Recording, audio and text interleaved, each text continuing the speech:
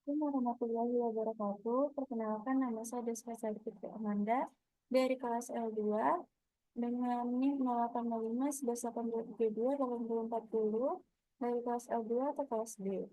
Pada kesempatan kali ini saya akan melakukan laporan video praktikum penginderaan jauh kelautan dengan materi SPL CHL dan ZZPPI atau suhu permukaan laut, klorofil A, dan zona potensi penangkapan ikan. Nah, jadi sebelum memulai pengolahan data, suhu permukaan laut ini itu merupakan parameter penting yang ada di dalam oceanografi, bahkan di penginderaan jauh yang dapat menunjukkan bagaimana kondisi termal perairan pada lapisan permukaan. Dan SPL ini juga dipengaruhi oleh radiasi matahari, pola arus laut, dan perubahan iklim global. Nah, untuk penginderaan jauh sendiri itu memungkinkan pemantauan suhu permukaan laut ini melalui sensor satelit yang mendeteksi radial thermal dari permukaan laut.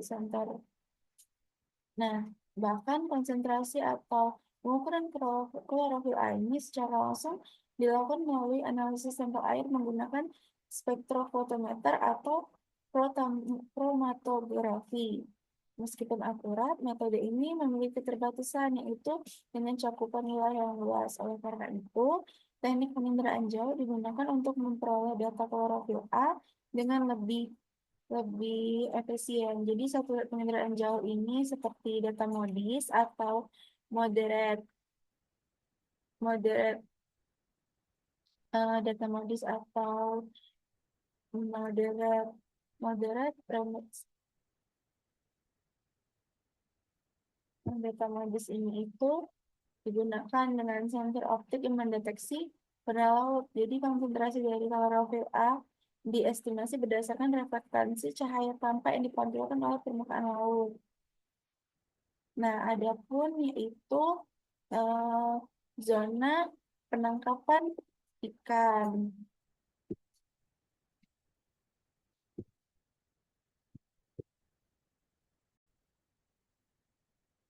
Penginderaan jauh dalam zona pemetaan zona penangkapan ikan ini atau ZPPI ini, di mana hal ini itu berkaitan dengan penetapan area yang diperuntukkan bagi kegiatan penangkapan ikan dengan tujuan untuk melindungi ekosistem laut dan memastikan keberlanjutan sumber daya alam. Dengan meningkatnya kebutuhan akan data yang akurat dan cepat dalam pemetaan, teknologi penginderaan jauh dapat menjadi solusi efektif dalam pemetaan zona penangkapan ikan ini. Dan teknologi ini itu termasuk citra satelit atau sensor udara memungkinkan pengumpulan data dan analisis dalam skala yang besar. Dalam konsep pemetaan ZPPI, teknologi penginderaan jauh ini mampu memberikan informasi yang komprehensif mengenai kondisi lingkungan laut, termasuk suhu permukaan laut, arus dan keberadaan plankton, serta zonasi-zonasi tempat penangkapan ikan. Nah, langsung saja kita masuk ke pengolahan datanya. Lalu kita masuk ke software Sedas, lalu kita sudah mengunduh data Aquamadis dari website Ocean Color. Nah, di sini kita mengunduh data klorofil 4 km dan data SPL 9 km. Lalu langsung saja kita buka datanya ke bagian band, lalu kita creating image for chlorophyll terlebih dahulu. Lalu setelah itu kita langsung saja membuka data SPL atau suhu permukaan laut yang biasa itu digunakan menggunakan SST. Nah, lalu sudah datanya keluar, di sini kita klik window, kita klik tile horizontal agar berdampingan seperti ini. Dan kita dapat klik pada bagian bawahnya itu agar kita bisa mencakupnya secara sekali saja seperti itu.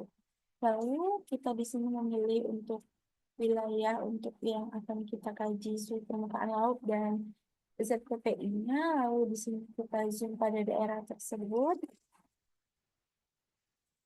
Nah, di sini setelah itu kita cari wilayahnya. Dan untuk zona permukaan laut ini sendiri itu Untuk zona penangkapan ikan ini itu juga bisa menggunakan data akomodir seperti SPL dan CHL ini. Jadi setelah melakukan pengolahan SPL dan CHL dapat langsung mengolah data akomodis, data ZPPI. Nah, lalu di sini kita langsung saja rectangle bagian daerah yang akan kita kaji. Di sini langsung saja kita klik rectangle.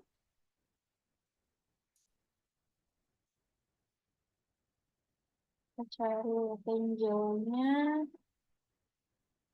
Nah, langsung saja kita rectangle kan.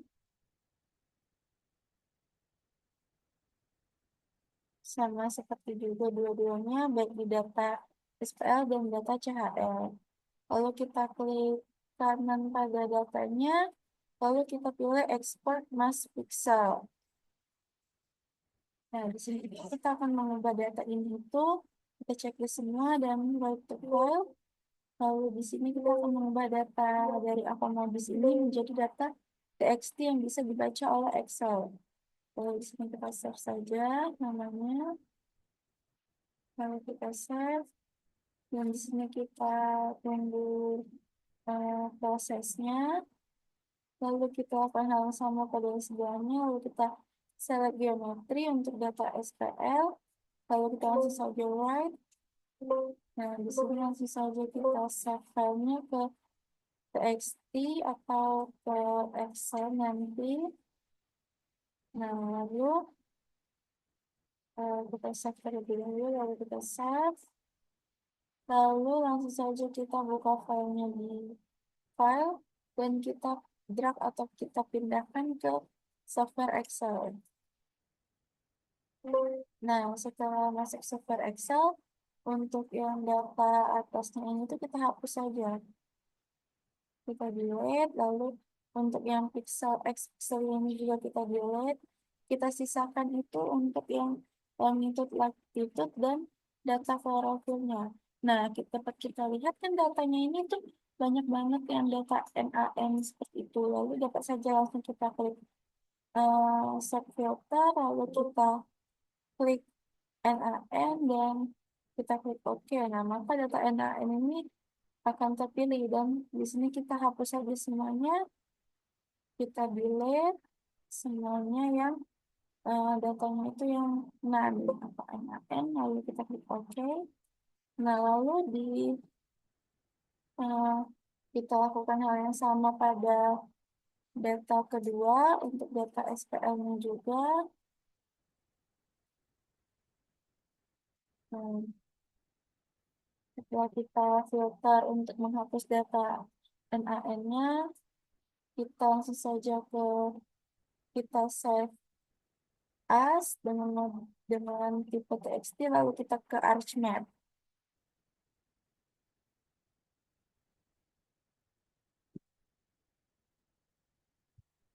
Langsung saja kita ke ArchMap, lalu di sini itu kita klik Add Data dan kita masukkan data IKBU atau data SHP Indo.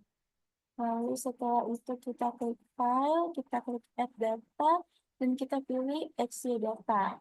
Di sini kita masukkan data dari Excel tadi, baik dari klorofil maupun dari SPL atau SST-nya tadi yang sudah kita simpan.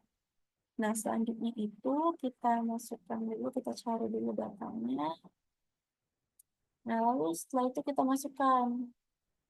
Nah, untuk ini seperti ini. Ini itu yang awalnya itu data klorofil. Lalu selanjutnya kita ke XY data lagi. Nah, lalu kita masukkan lagi data yang SPL atau data SST-nya dari Excel tadi. Nah, lalu kita masukkan, add. Lalu untuk Z value-nya ini kita pilih SST dan WGS 1984 untuk geografik koordinatnya. Nah, lalu sudah keluar titik-titiknya. Setelah itu kita dapat, nah, itu kita langsung saja ke menu bagian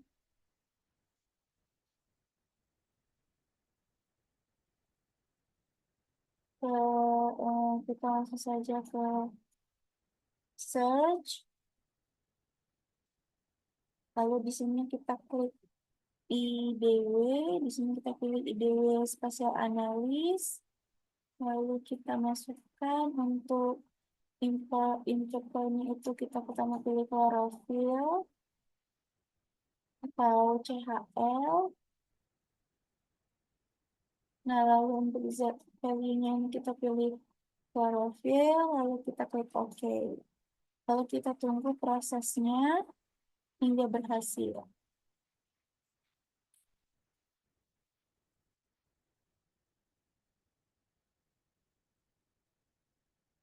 Lalu kita akan melakukan hal yang sama untuk IDW di menggunakan data SPL atau data SST. Nah, hasil IDW-nya sudah keluar, terlihat di sini, lalu hasil IDW dari klorofilnya, lalu kita buka IDW lagi,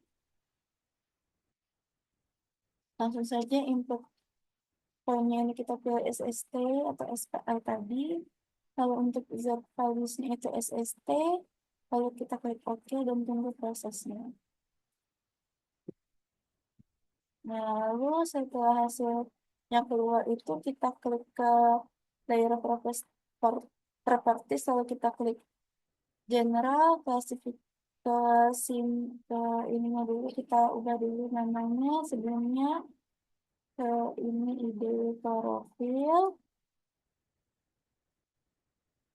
lalu kita ke simbologi untuk yang klorofil ini itu tidak perlu diubah lagi untuk warnanya, dan kita klik apply lalu oke. Nah, ini untuk yang SPL. Di sini itu untuk yang SPL itu kan diubah terlebih dahulu warnanya.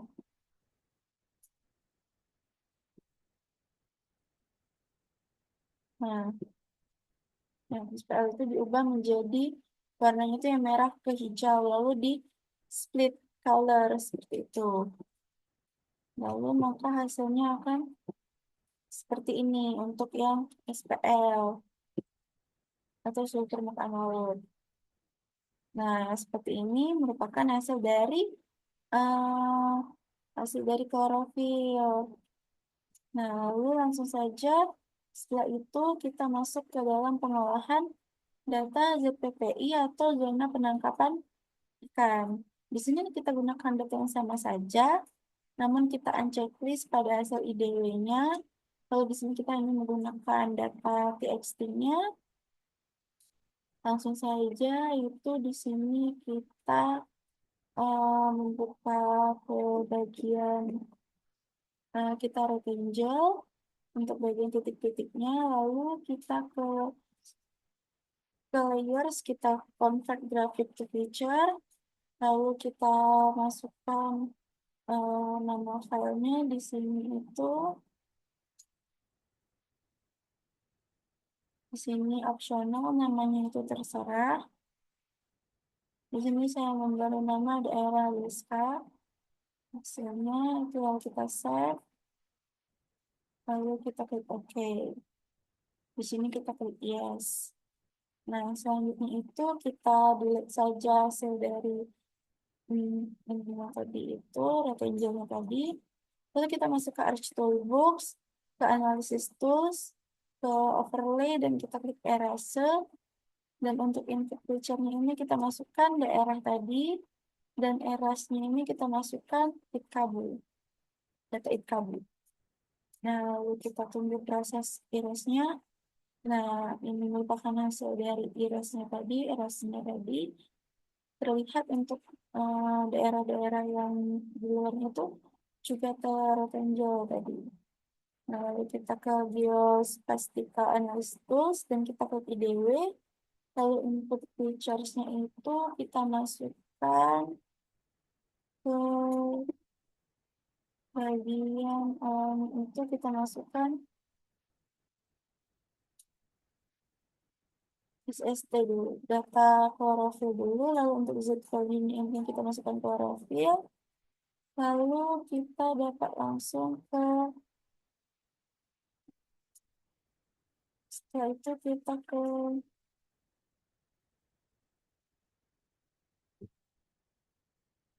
environment. Lalu untuk yang kita masukkan ke raster analisisnya ini kita masukkan minimum of input. Lalu ke masknya ini kita masukkan daerah yang sudah di erase tadi. Dan jangan lupa masukkan ke ininya itu same as wilayah daerah tadi. Lalu kita klik OK. Kita tunggu prosesnya. Setelah berhasil, lalu kita ulangi lagi kedua kalinya karena tadi itu data klorofil. Sekarang itu dilanjutkan dengan menggunakan data SST atau data suhu permukaan laut. Kita ulangi saja prosesnya sama saja. Nah, untuk ini kita masukkan SST, untuk exit value-nya SST, lalu ke environment juga, ke processing extend-nya ini itu seperti tadi kita masukkan same as layer daerah yang sudah hasil dari erase tadi. Hmm, Selanjutnya itu kita ke raster analisis.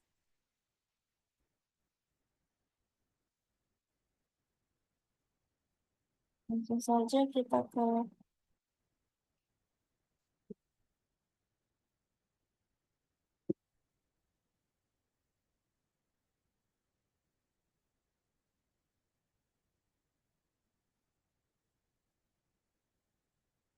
langsung saja kita ke ini tadi kita ke same as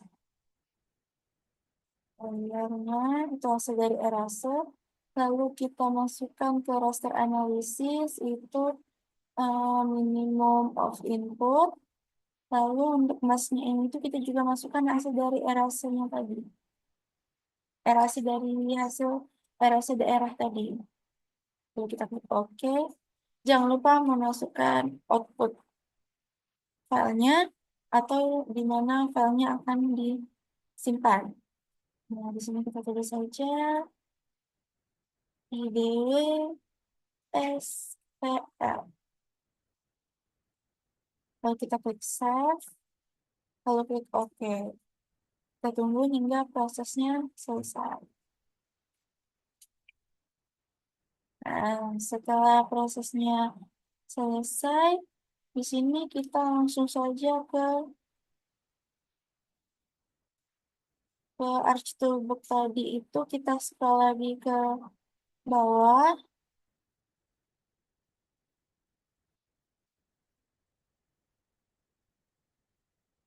Kita ke bagian spatial analysis tool.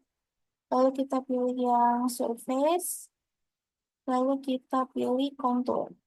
Karena ini kita akan masukkan contour. Lalu untuk inputnya kita masukkan dulu. Yang pertama itu kita masukkan saja dulu dari hasil IDW yang klorofil.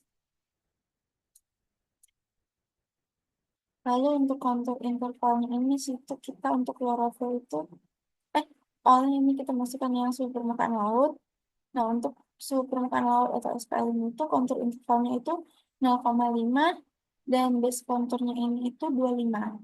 Lalu kita klik OK langsung saja dan kita tunggu prosesnya. Nah, ini hasil dari kontur SPL, lalu kita ulangi lagi, kita lakukan kontur klorofil. Nah, kita masukkan klorofil dan untuk kontur intervalnya itu 0,5 dan base konturnya itu 0,2. Lalu kita langsung saja klik OK. Kita tunggu proses dari konturnya. Nah, berikut merupakan hasil dari kontur klorofil. Nah, di sini untuk memudahkan kita ganti saja namanya untuk memudahkan pembacaan nanti. Lalu kita klik OK, OK. Dan yang satunya juga.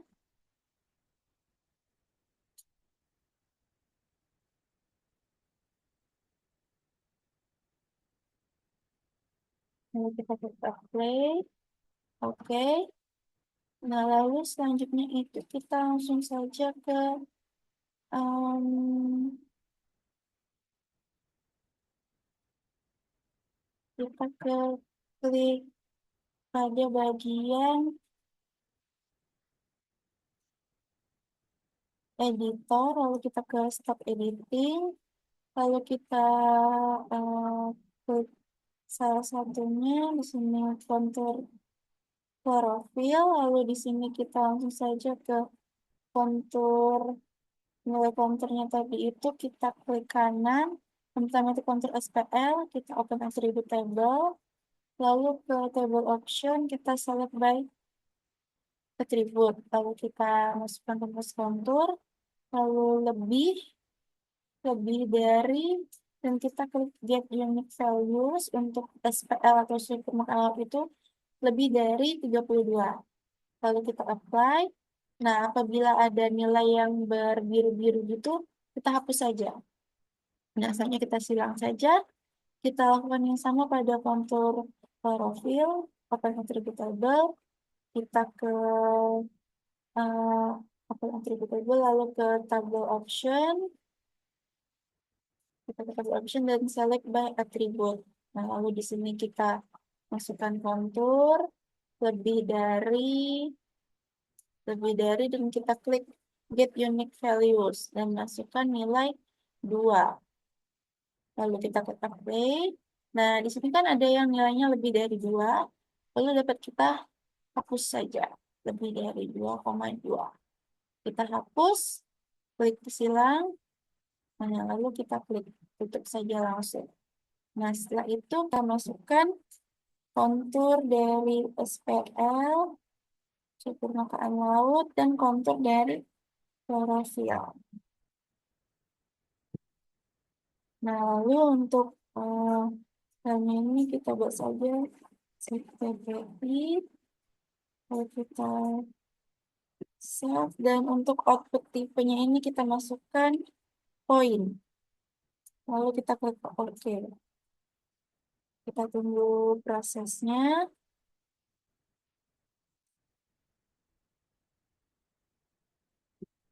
Kan? Dapat kita lihat itu hasil interseknya itu yang ini. Lalu kita ke unchecklist lagi saja. Semuanya kita sisakan hasil dari intersect lagi saja. Lalu kita klik poinnya itu, kita klik kanan,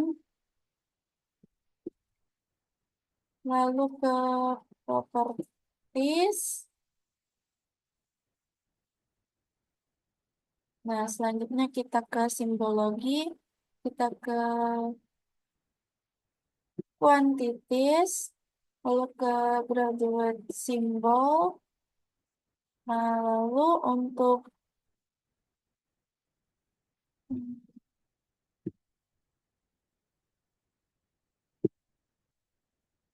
tablet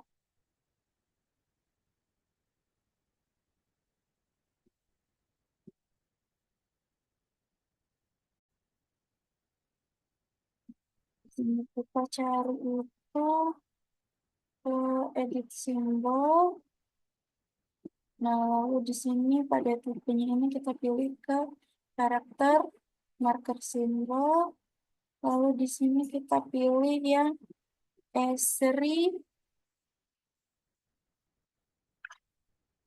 environmental dan icon.